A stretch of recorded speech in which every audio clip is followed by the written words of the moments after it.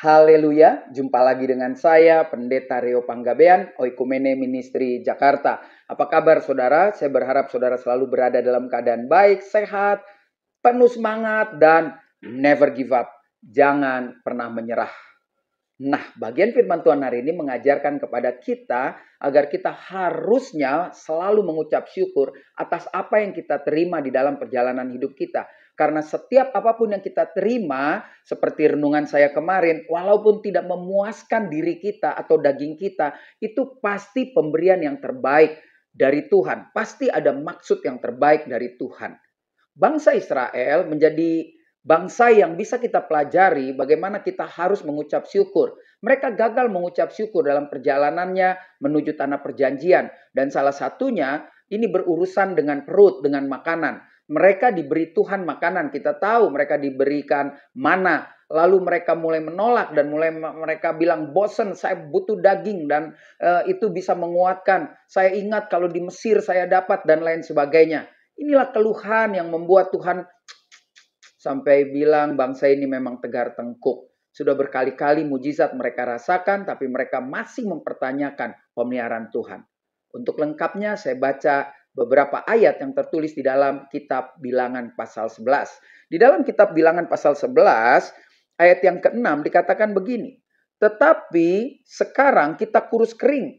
Tidak ada sesuatu apapun kecuali mana ini saja yang kita lihat. Nah, saudara, kita tahu mana itu kalau sekarang kita bilangnya si roti ya, itu seperti ketumbar yang jatuh. Alkitab bilang di ayat ke-7, mana itu seperti ketumbar dan kelihatannya seperti damar bedolah. Kita bisa baca atau saudara sekarang cari arti damar bedolah itu, cari aja di Google pasti tahu. Nah, ini menarik, mereka minta lebih. Tuhan kasih makanan, Tuhan kasih roti, bangun pagi, ada mana yang bisa mereka nikmati. Tetapi mereka bilang ini nggak cukup. Perhatikan baik-baik ayat di atasnya. Di situ di ayat yang kelima dikatakan begini kata mereka. Kita teringat kepada ikan yang kita makan di Mesir. Ini bicarakan ikan berarti daging saudara ya. Dengan tidak bayar apa-apa. Kepada mentimun dan semangka, bawang pre, bawang merah, bawang putih di Mesir lengkap mereka makan. Saya tertarik sekali kalau saya mau melihat dari kebutuhan badani, memang kita juga butuh makanan-makanan seperti itu. Tetapi mari kita lihat kembali, ini adalah proses Tuhan membentuk karakter mereka untuk selalu bergantung sama Tuhan. Mulai dari persiapan keluar, mulai dari tulah, mulai dari kegiatan-kegiatan mereka yang yang begitu sulit menjadi seorang budak. Tetapi ternyata mereka berpikir lebih baik jadi budak asal perut kita, asal daging kita puas. Mental budak ini terus dipertahankan oleh bangsa Israel. Bayangkan lagi, Alkitab menulis di ayat awal dari kitab ini, Bilangan 11 ayat 4. Orang-orang bajingan yang ada di antara mereka kemasukan nafsu rakus. Ada kata orang-orang bajingan. Di TV ini beberapa kali ada pengamat politik ngomong bajingan ya, kita melihat kayaknya itu parah banget. Ternyata Alkitab juga menulis ada orang-orang yang sampai dikasih pangkat spesial bajingan, rakus saudara ya. Selanjutnya, dan orang Israel pun menangis pula serta berkata, siapakah yang akan memberi kita makan daging? Jadi singkat saja perenungan hari ini mengajarkan kepada kita, jangan kita contoh bangsa itu. Saudara dan saya sudah dipilih. Kalau mereka pun juga sudah dipilih, tetapi kita sudah naik kelas, sudah menjadi anak. Bahkan Tuhan bersemayam dalam hidup kita. Tidak ada lagi alasan kita komplain dengan apa yang Tuhan sediakan dalam hidup kita. Pekerjaan apa hari ini yang kau kerjakan? Bersyukurlah. Studi di mana kau hari ini? Bersyukurlah. Apalagi keluargamu, keluarga saya. Bersyukurlah kita masih ada keluarga.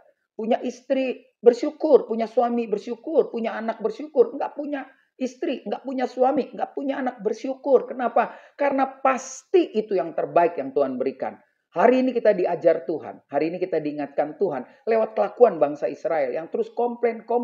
Dan sampai akhirnya Tuhan berkata, saya tidak hanya menyediakan 1 hari, 2 hari, 3 hari, 50 hari, 1 tahun. Saya akan menyediakan sampai engkau muak makan daging. Itu tandanya luar biasa sekali. Tuhan ingin menegur mereka. Ini loh orang-orang yang gak pernah percaya dengan penyertaan saya. Saya kasih kau makan daging sampai muak. Dan kita tahu pada akhirnya mereka menyadari bahwa Tuhan itu benar-benar ada. Tentu memang di generasi berikutnya yang masuk di tanah perjanjian. Ulah mereka sendiri tidak masuk. Generasi pertama tidak ada yang masuk di tanah yang dijanjikan. Dan generasi yang masuk hanya mendengar cerita apa yang disampaikan oleh Yosua dan Kaleb mengenai kelakuan ayah mereka, nenek mereka, atau nenek buyut mereka, dan sebagainya. Marilah kita bersyukur atas apa yang Tuhan sediakan bagi hidup kita. Jangan komplain, lakukan saja segala tanggung jawab kita ke depan dengan sambil menikmati penyertaan Tuhan dalam hidup saudara dan saya. Tetap semangat. Saya Pendeta Rio Panggabean, Oikumene Ministry Jakarta. Sampai jumpa pada perenungan berikutnya. Tuhan Yesus memberkati.